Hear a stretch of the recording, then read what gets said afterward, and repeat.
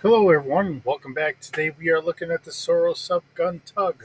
So, this is a ship from the Old Republic, and it is a small two-seater spacecraft often employed by pirates and space scavengers. Characteristics-wise, gun tugs were designed for the outer rim market and other less civilized areas as a cheap and easy transport craft. With two tractor beams, these ships as the ship's primary armament, which limited the offensive capabilities for traditional combat. The gun tug also sported a pair of fire-linked blaster cannons. The gun tug was ideal to move large cargo around and defend them from possible raids. The history of this: the gun tugs were designed in the latter days of the Old Republic and were sold to trading companies in less developed sectors. However, where trade exploration uh, when trade exploration into these areas died down, Sorosub stopped selling and producing these ships. By the time pirates and scavengers had discovered the use of the gun tugs, other ships disabled larger ships, and gun tugs were used to haul them away. Although gun tugs were never really common among pirate fleets, those few outlaw organizations who did possess them maintained them carefully to put them to good use. Gun tugs were used by the pirate Arns Grimraker, Grimraker, if I can say this correctly, and the Nebula Raiders, and the sons and daughters of freedom. In the appearance, we're looking in Outward Bound Living Force. It was only mentioned. We have Jedi Trial and Star Wars 1977 78. It was appeared in one of the comic books. Sources: Starships of the Galaxy, which I think is a D20. Looking at the books I have right behind me, I don't have all my books right behind me, but I want to say it's out of a D20. It is in the Wizards of the Coast standoff, so I'm thinking that it is kind of taken from there. Um, so again, it's something that was kind of mentioned here, but we really don't see it until later on. Um, I know that there are some other um, kind of similar vessels to this in some of the other books, and I thought it was in one of the other books, but it wasn't. So, um, obviously, this is an Old Republic ship. It's a utility fighter, starfighter scale. It is roughly 12 meters long. Has a crew of one and a gunner of one. So your gunner is the one that's going to be using your tractor beams and your rudimentary weapons that we have on here for the time. Has 500 kilograms as our cargo capacity. Remember, it's a small ship, really meant to use its tractor beams to move things around. Has consumables for 1 week for working out in the atmosphere, in the orbit of a planet, and to bring things down. Cost brand new, it was 142,000 credits. Is a times two hyperdrive. The nav computer is only limited to store two jumps. So I don't know. I've never really worked too much into this, um, outside of seeing you'll plan like two jumps at a time. And I think how to really say this, because there's one of two different ways that this could be taken. So you can plan one course and then like a return route, and you can have it at that, which is how I would normally take this. But because we have the acolyte out here now, and this was all kind of fumbled up here in doing um, um, the Last Jedi, where they were skip jumping. Essentially, they just threw the hyperdrive and then they kick it in, kick it out, kick it in, kick it out, and they ended up in like debris fields and stuff like that. There's a reason why they say you don't do that. Yes, you can. The problem is you're probably not going to make it out. Um, you can't go through solid objects, even through hyperspace. So when we're talking about this, if you're plotting a course, I'm going to say it's probably you can plot a course to go to somewhere and to come back. But if you want to play it out in this regard, to say, as you're plotting a course out, you jump from one spot, you land in the next, and then you have to do a course correction, go from there to the next spot. That would be a harder route to kind of plan out, and it slows things up. I typically have always looked at it as you're plotting one course, saying you're going from Tatawi to Coruscant, and then you have a return trip. So it can plot out what maneuvers you've got to go, what planetary bodies or navigational hazards. It can course around all that, but you can get there and you can come back. If you have to do an extra jump to somewhere else, you're going to have to go through the long process of trying to calculate it out, and then you're going to have to drop one of those routes off and then start redoing it. Um, so it could be played either way. We have a maneuverability of 2D plus 2, so a little bit better than average. Space is 7D, so it is pretty speedy here. It has an atmosphere of 1,000 kilometers an hour, so that's pretty decent.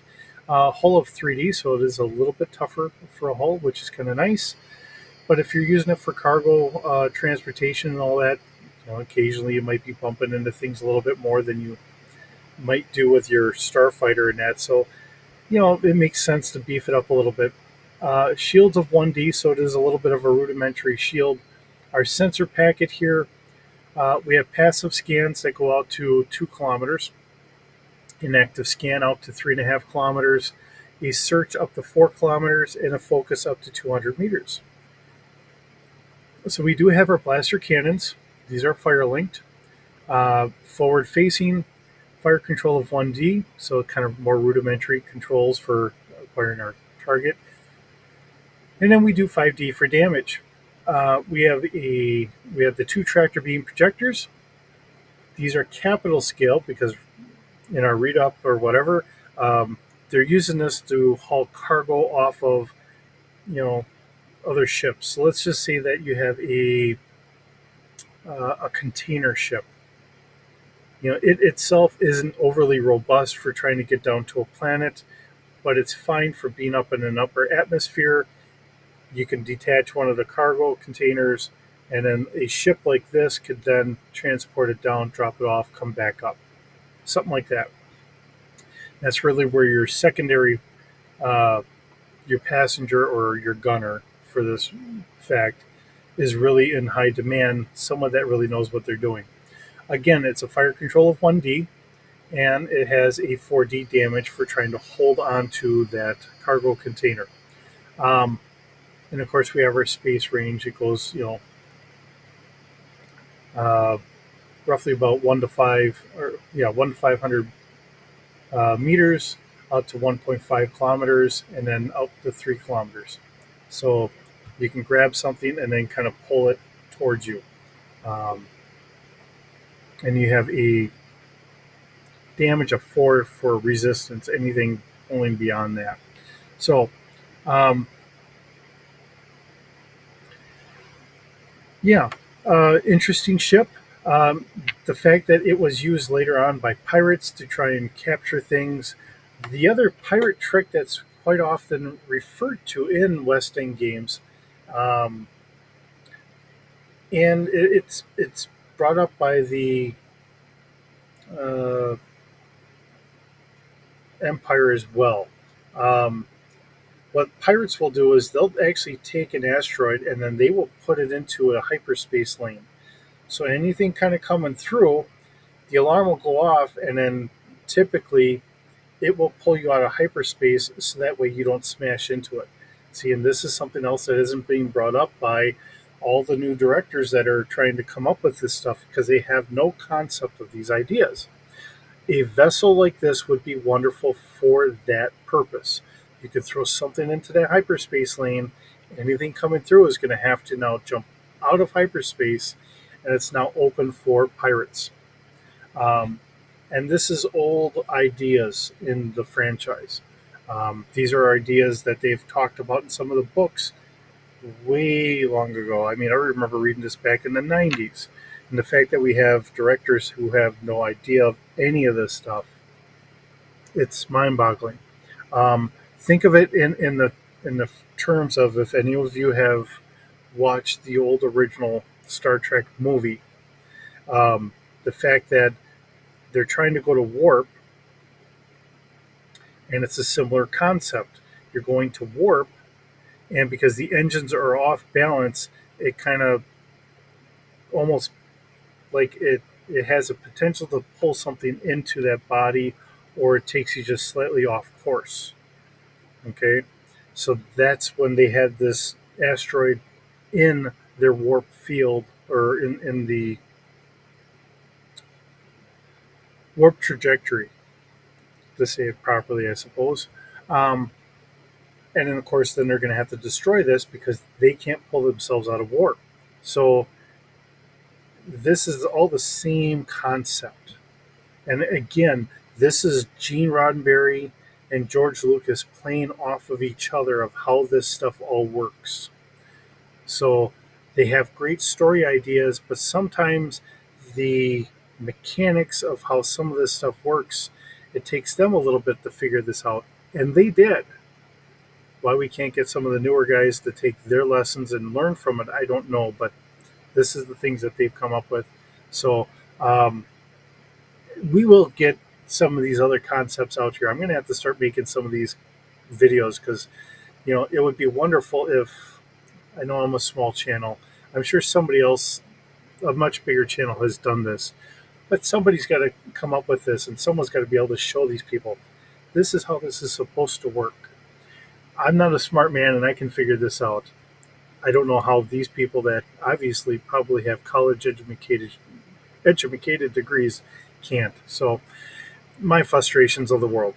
Um, but another wonderful ship, another rare ship that we don't typically see, and to be able to tell you how they would, pirates would use this to grab an asteroid into a hyperspace lane, where the original idea is you're going to take a cargo container off of a ship that's just not very space worthy in an atmosphere and take it down to a planetary surface.